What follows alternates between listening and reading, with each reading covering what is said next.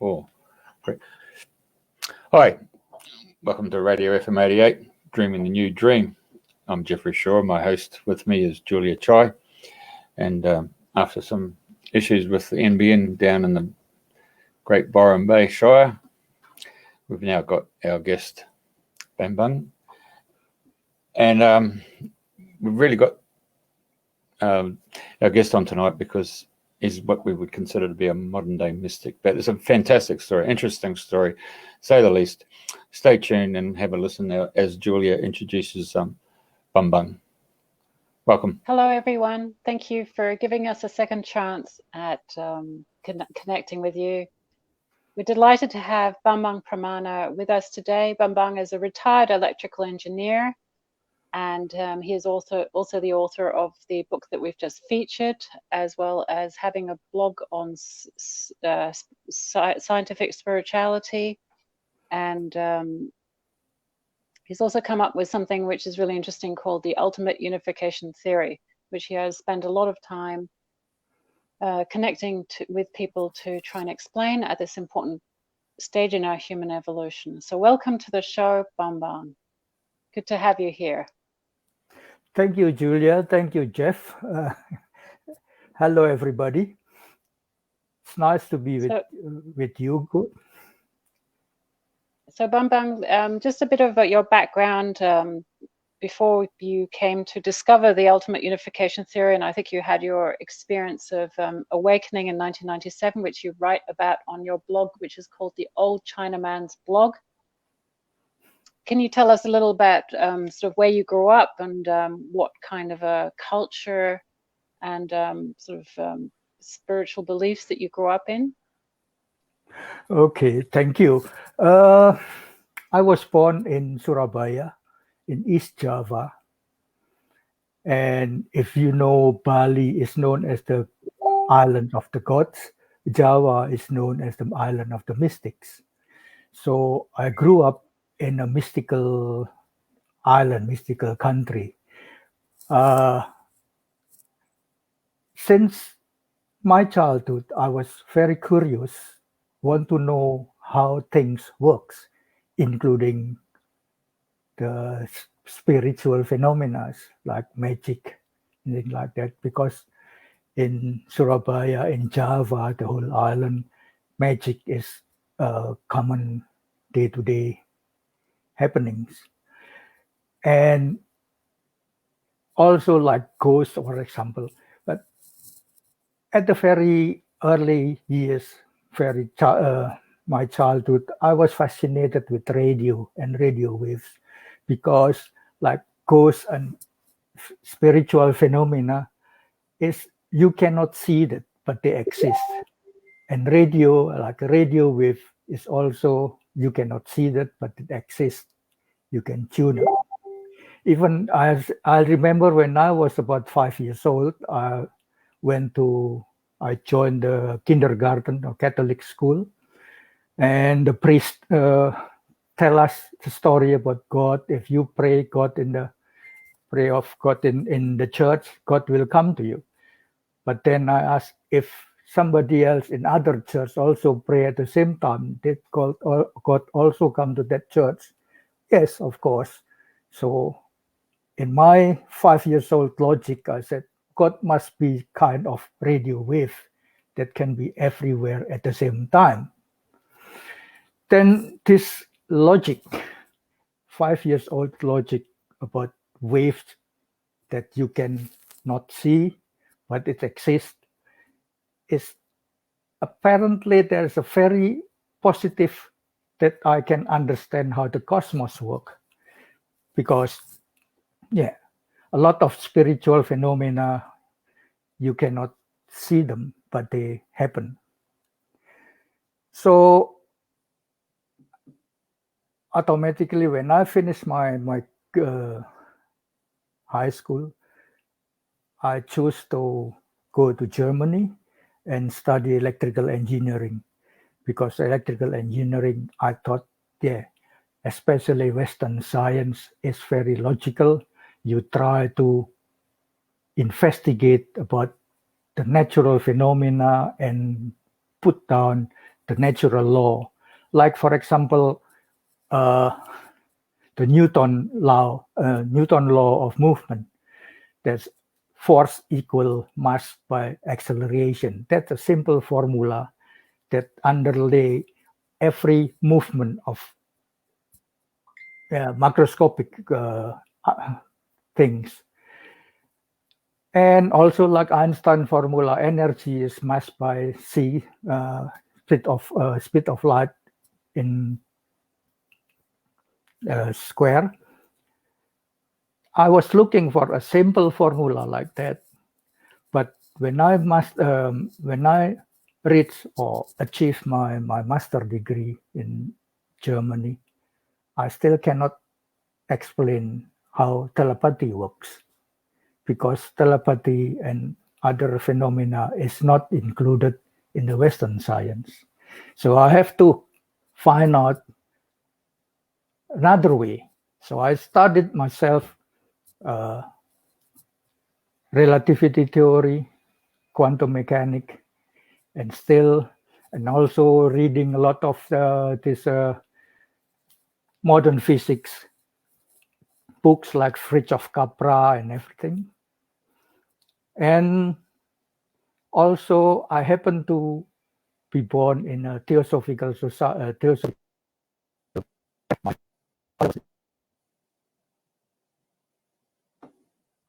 We lost the signal there, Julia. No?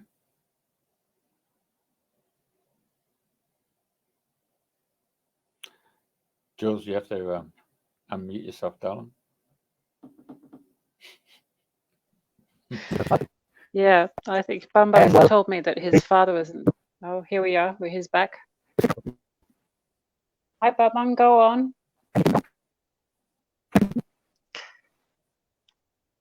Nope, that's No.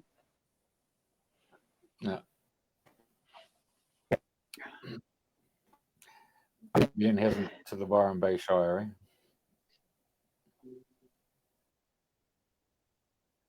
eh? It's still Queensland. Oh. Well, I know Bambang is just amazing, because when I met him, he said he was an old Chinaman, but he's Indonesian. And I said, why do you call yourself the old Chinaman? And he said, because I remember a past life where I was basically working the fields in China, and it was time for me to die, and I just floated.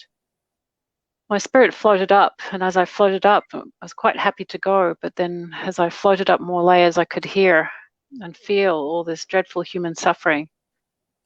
And it really just, he said it just hurt his heart to keep on going and leave that all behind without trying to do something about it. So he decided to stay and come back. Hi, Elizabeth.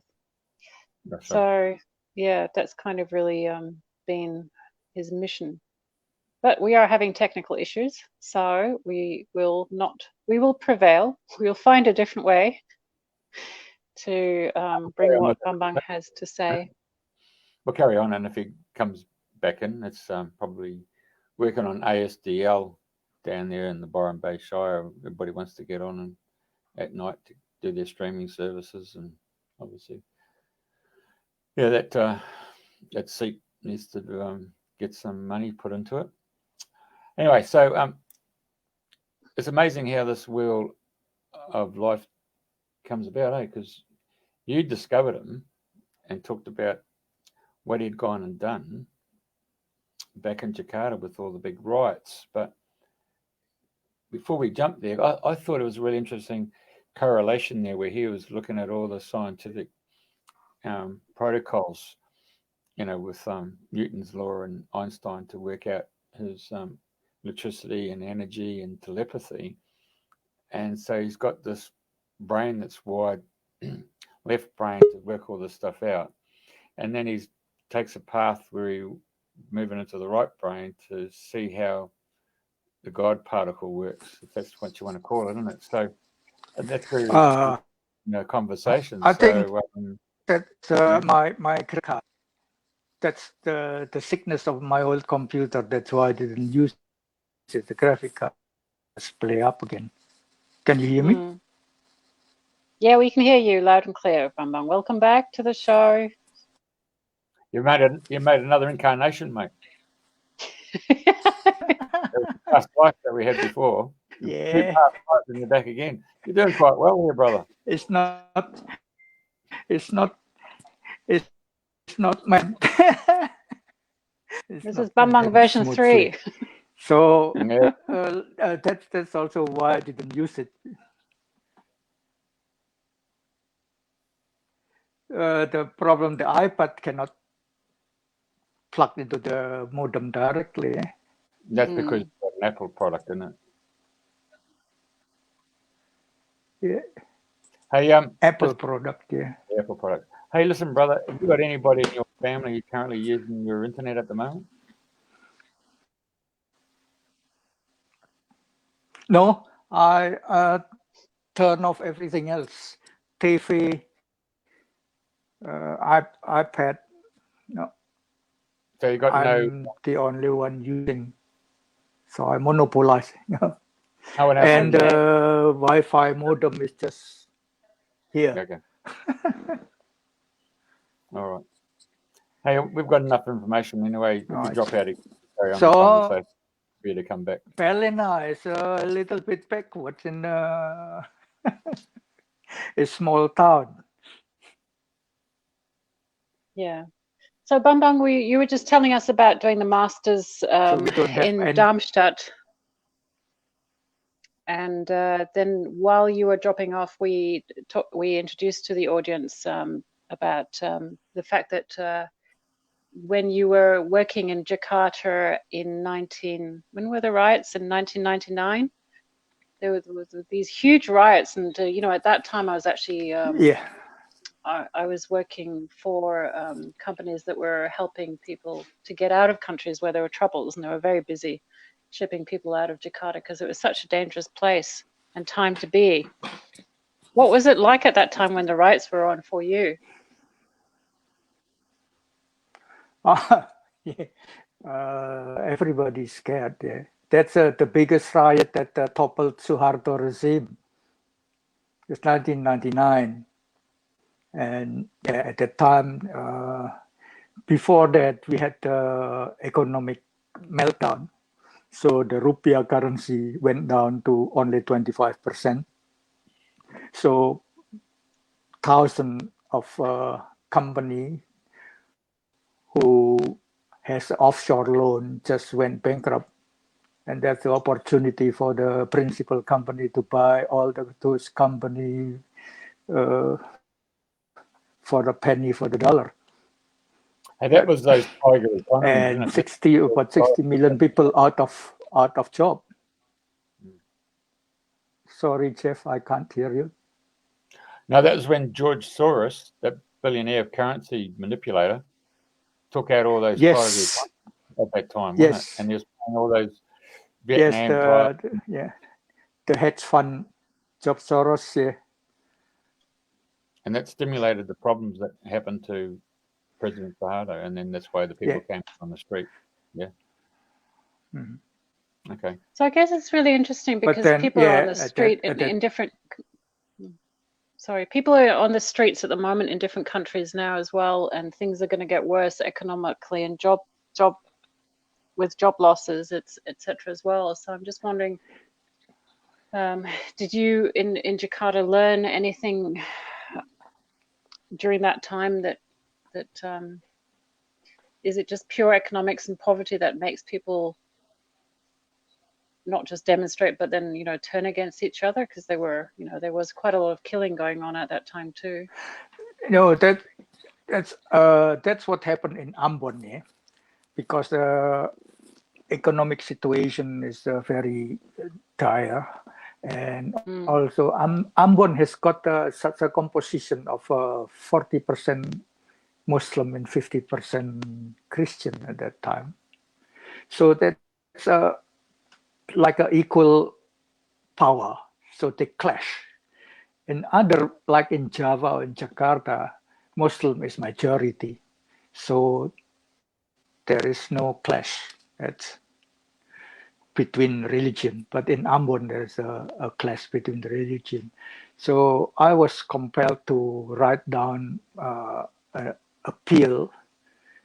I got few friends from, for example, Satya Nusantara has got about 4 to 5 million membership in Indonesia. And at that time also other Raiki, Jingxi, Marpati Putih, or all this spiritual group in Indonesia. I just contacted them and sent and created a group, what I call the Indonesian Network of Light Workers. And at the same time also I've been doing a lot of email and awakening network.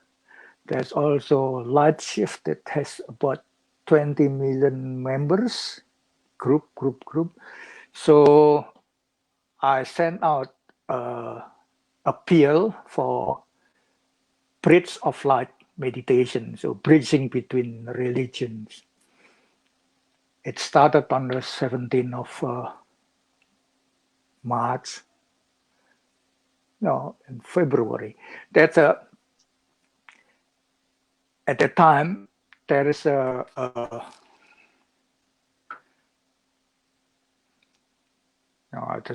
that's so long time ago, 1999. I forget the date. All right. Then my appeal been translated by a friend of mine in the Planetary Network, Planetary Awakening Network, and distributed along the internet and their network. And finally, we reached more or less about 25 million participants for the Bridge of Light meditation. And then we go into the meditation 2 weeks, and then the Kosovo war broke out. And everybody is creating a group, meditation group, global meditation group. But you can remember also in 1999, there is also a critical time. You remember the Y2K that people prophesized that's going to be Armageddon?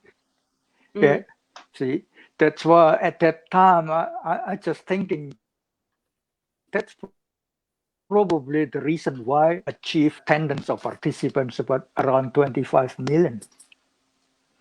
Now we can't. But because at that time there is a critical, lot of people worried about that and joined the meditation, global meditation, 25 million. Well done. That must have been amazing to have 25 million people meditating on a bridge of light. I'm pretty sure that would have changed things on the astral plane. Yeah, massively. And actually after the Kosovo war, break out, we converted that into global peace meditation, the worldwide. All the websites coming up, and some of the websites are still there up till now, up till today. Yeah, well done for establishing that. So how did you cross over from being an electrical engineer, working for a multinational company, to organizing meditations and writing books about mysticism and coming up with the unification theory? What was the path? Actually, that's my personal interest and hobby, and that's probably also my life mission.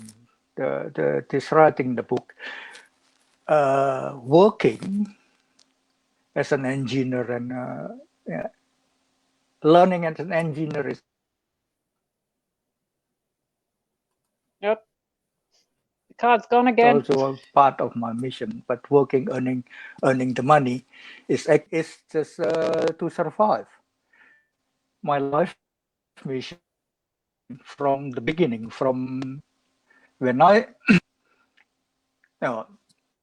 say in 2007, I had this life between life hypnotic session where I was regressed to my past life. That's what I call the Tanpo Aran. That my past life that was a mystic, lived in a very remote area as a rice farmer. And when I died at that time, 1972, I was out of my body and engulfed in very beautiful, loving energy. But then suddenly I had a very sad feeling. Sad feeling because at that time probably also the vibration of the planet, people are getting ready for the World War II. Especially also a few years after that, the World War II broke out, the nuclear bomb exploded, and then a lot of millions souls, advanced souls, incarnating in this earth and try to help mankind from self-annihilation has been prophesied long time ago, and it didn't happen. And probably from some speculative, it's all because there's 25 million meditation, global peace meditation might also help a little bit. Absolutely. So you had this. And that's actually, yeah, actually from that LBL or life between hypnosis, I know why I'm here, why I incarnated this time is actually to help mankind from self-annihilation. But I'm not alone because there are millions of other souls coming on in here, also doing helping. But you see, this planet is a planet of free. You cannot force people to do something because we have to keep that the first universal law of free will. People can do whatever they want. The only thing what we can do is actually to increase the vibration of love and compassion. So a lot of millions of souls coming, incarnating on this planet, try to intensify the vibration of love and compassion. And just from the law of resonance and induction, people resonate to that, and a lot more people are becoming more loving and compassionate. So at least you can see also the baby boomer generation, the flower power generation, that's against the war generation. And then later on, now we can see also even now here, people love animals, people love and more compassionate. And that's actually my my mission of life. So working is part of, yeah, you have to survive. Actually, there was a question in my correspondence in Quora, actually, what is a mystic? Call myself the modern day mystic. Probably the definition of a mystic according to Merriam-Webster is actually the people who advocate the theory of mysticism, the unity of everything. You can experience God as a subjective experience. But with my own experience, you mentioned in August 19, 1997. The mystic is one who realized his or her oneness with the source. It is the realization of the ultimate reality, the absolute oneness of all there is. There's the law of one. In the old days, mystic lived in seclusion as a hermit of ascetic, away from masses because their reality is so much different than their contemporaries. But what is a modern day mystic is a mystic who is also a scientist or even an engineer. So I was born in the mystical island. I learned the mystical or experienced mystic, but I was educated in Western schooling, the Catholic schooling. And I went to Germany to study the Western science. So I was combining the mystic and the Western science. That is very rare. But then there is not, people say mystic and science cannot be put together. But even Isaac Newton was a mystic. Erwin Schrödinger was also a mystic. And then as a mystic who experienced this oneness of all there is, the scientific problem now between relativity theory and quantum mechanics can be seen as one. So science now has got a, they cannot reconcile with relativity theory and quantum mechanics. For example, like in quantum mechanics, Einstein and his friends created thought experiments called the EPR paradox, Einstein, Podolsky, and Rostand paradox.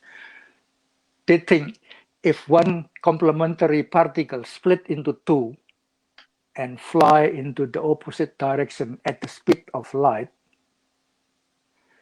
when something happens with one particle, the other complementary particle knows and compensates.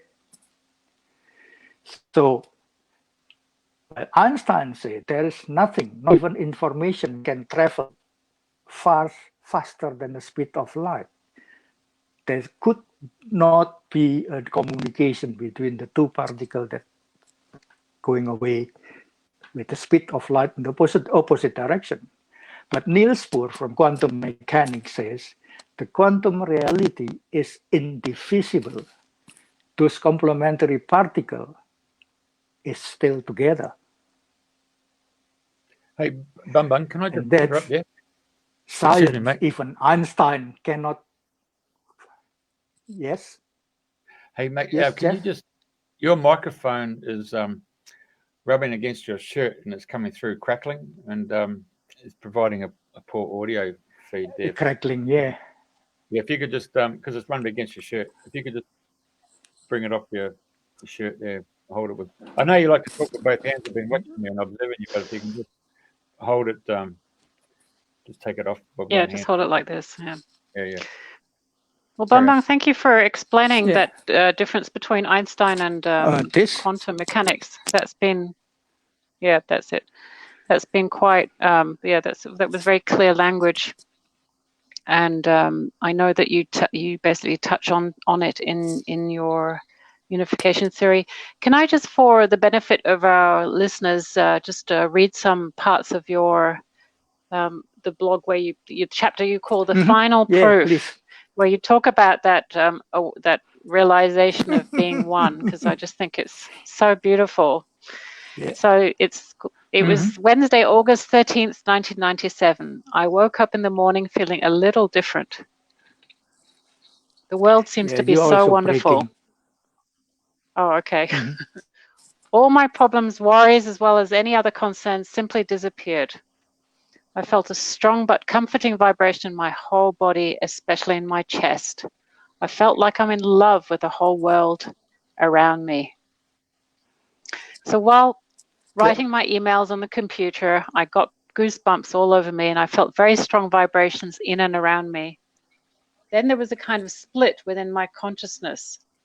I was fully conscious and aware of sitting in front of my PC, punching the keyboard, while another part of me is flown away, fusing into a huge ball of brilliant light. I felt connected to my tiny little self that was sitting in my office, as well as to the myriad of other things with no specific forms, locations, nor time frames. Everything was so blurred and diffused. Nothing has a particular identity. It was like an ocean of light where there's no distinction between one particle of light from the other. But I felt the strong connection with all there is. So that's you, one light beam there, light particle there, Yes. and then the whole. Yeah, that's 13 August 1997. You breaking a little bit. Yeah, Okay. that's the experience. That's the ultimate mystical experience. People say to be one with all there is. And then you did. Then you went on to do some research, and you basically had connections with I think you said it was Siddhartha Gautama. Some of the ascended masters were working with you then at that time. Could you tell us a little about that, please?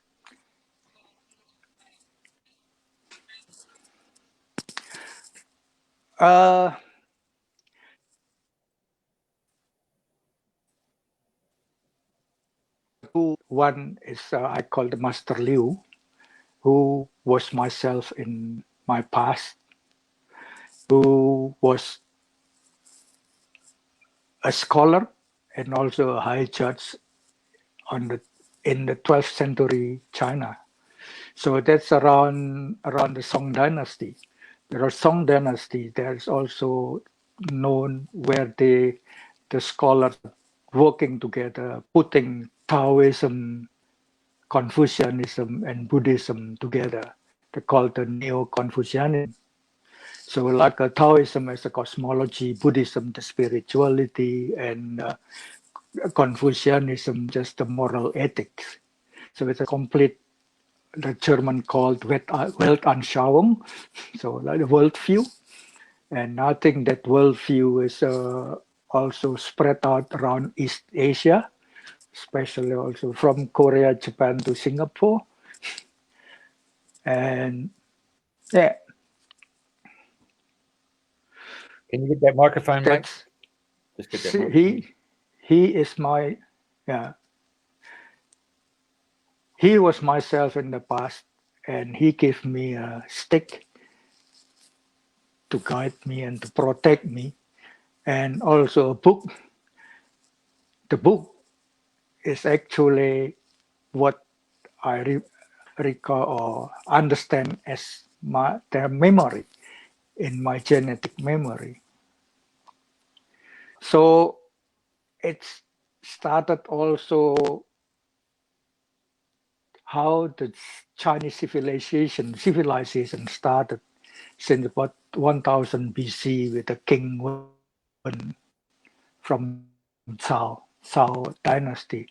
And then during the Zhou dynasty, about 800 years, over 800 years, there is the Lao Tzu, Confucian, Mozi, all these Chinese intellectuals has worked together until that Neo-Confucianism and that. So with this civilization starting in 1000 BC, you got the Han Dynasty. That's one of the golden age, and then Tang, and then Song, and then Ming Dynasty. But then there is in between there is a invasion from the Mongols, and after Ming Dynasty, the invasion from Manchuria, the Qing.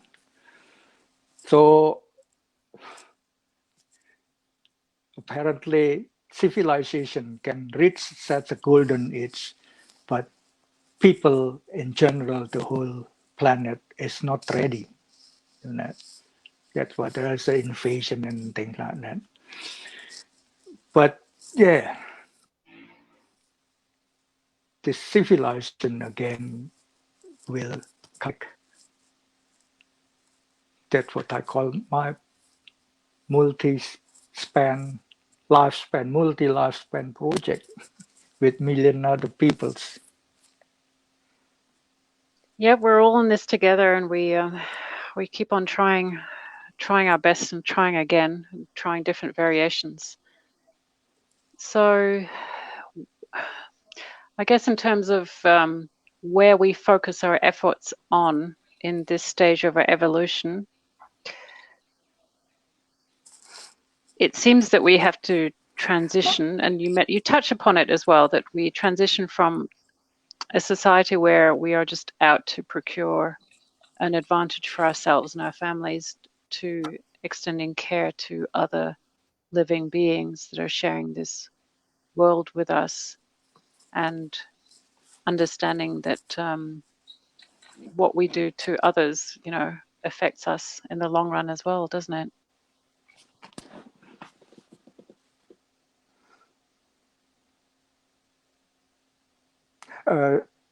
Sorry, you were breaking. Yeah, I thought so. Yeah, Just looking very frustrated. right now.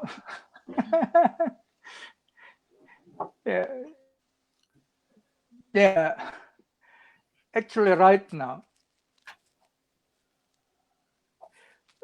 to be honest, when I retired in 2017, I was targeting to write my project in 3 to 5 years. So I have all the information telling me is actually how difficult it is to write a book, to publish a book. To write is all right, and the publishing, there's a lot of problem. But then, to my own surprise, I published my book in 2019. It took me only 1 year from starting writing the first sentence until the book published. I was surprised because in hindsight, if I look back, probably the third part of that book, the big picture, is a half automatic writing. That's probably from my guide. That's that. But then there's also one thing towards the end, a circle, but going the involution and the evolution of humanity. And then to my surprise also at that time, I didn't know that 2020, we have a critical year. So in December, January, we got the conjunction between Saturn and Pluto.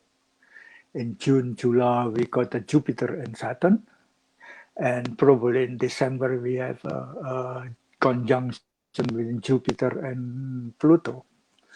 See, this three conjunction is, Pluto is a death and rebirth planet. So Saturn is representing a lot of structure. So a lot of structure will crumble. That's from astrological view since 2019. But no one expected that COVID-19 comes in 2020.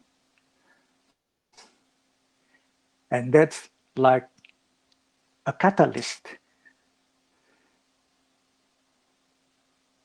I don't know, because there is a lot of people now, actually the time is chaotic. I think we are on the, if you see, there is a picture in my book I sent you, Julia. Oh, the human circuit? That the involution, no, that the circle, the human evolution. Not the energy circuit. Oh, we want to talk about that too later? Yeah, no I more? think I just have no, I think that's just the three we have, sorry. Yeah. That's just the three. Okay.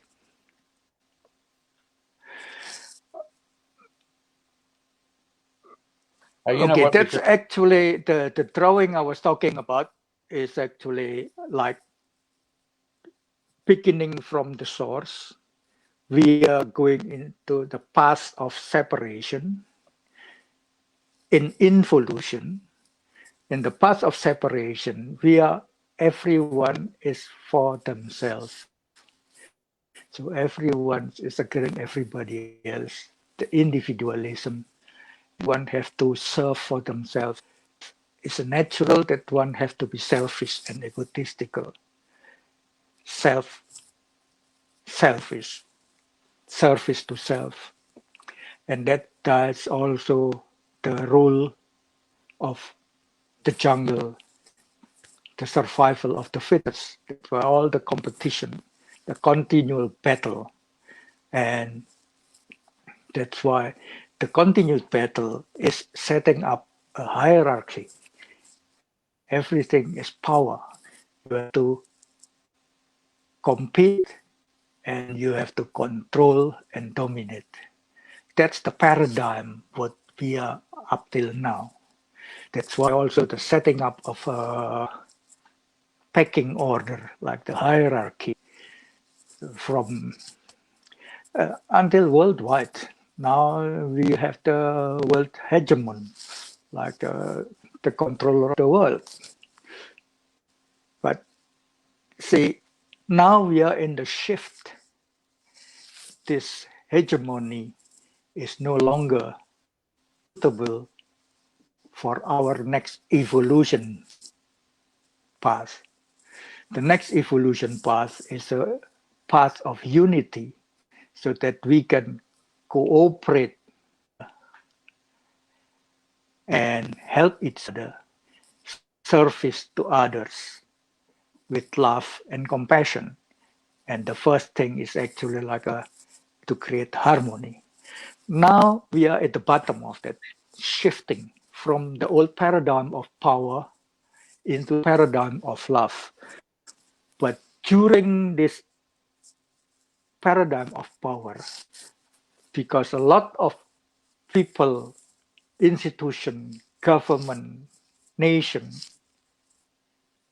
utilizing power to overpower others. And a lot of people has been feeling oppressed. And now it's time that everybody has got their own freedom. I want to be free. I don't want to be suppressed. And that's why it's chaotic right now. Everybody has got their own opinion. Everybody think they're right. But that's also like a pendulum. When you stay in one side, being oppressed, when you lose it, it goes not stay balanced, but going over. So everything is overreaction of being oppressed. Now it's we want to be free. Everybody wants to be free. And everybody is fighting. Everybody has that. It's so chaotic. But probably, I don't know how many years, just like a metaphorically, I don't know. Everybody has got their own voice. Like everybody is playing instrument. Now they are tuning their instruments, getting ready to play a symphony, to be a harmonious symphony. That's what the future is about. Okay, That's when we have a harmony. We love each other. Yep, that's Yes, very Julia? aptly described. That's very aptly described. Thank you, Bambang. We've come to the end of our time slot for the show. So if people want to read your book, can they get it on Amazon? Sorry? Can people buy your book? If they want to find out more, can they buy this book on Amazon or on Book Depository? Yes. Yeah. Okay, actually, I recommend my friends to down the Kindle. The Kindle version, because you can also read in iPad or whatever, and their colors. The book is black and white, and also expensive from printing, Amazon printing costs. Right. And there are actually quite a lot of interesting charts in there. Just, charts and things like that, and pictures also all in color. And you can read with the iPad all in color. Okay. Well, great. Thank you very much for coming onto the show, Bambang, and sharing us the insights from your inspiring path. And thank you very much, listeners, for bearing with us and the technical issues we've had. But I hope you'll agree with me that it's good to listen to someone who has looked at life, spiritual life and practical life, both from an electrical engineering and from a sort of heart-based, compassionate view. And we certainly hope to be able to connect with you all again. Thank you very much. Thank you very much, Julia. Thank you.